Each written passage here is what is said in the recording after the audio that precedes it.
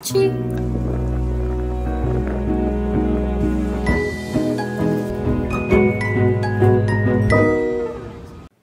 In Disney's movie, my favorite character, other than Mirabel in Encanto, is Luisa, her sister.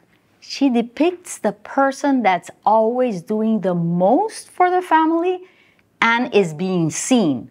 A lot of people do many things, but they're not seen, and hers are so big in volume, like moving the church or moving the donkeys and doing all sort of strength and strong things for people, all the way up to carrying those delicious meringues during the party, that she's seen as a strong person, not only strong in body, but in mind. And I like her because at some point, she lets Mirabel know that deep inside, she wonders why she's so tired. Sometimes she doesn't want to do all the things that are expected of her.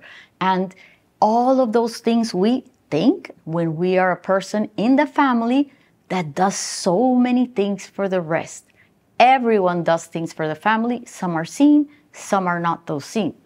But when she does her things, everybody can see them. And when she speaks to Mirabel, it's like she lifts all of that weight off her.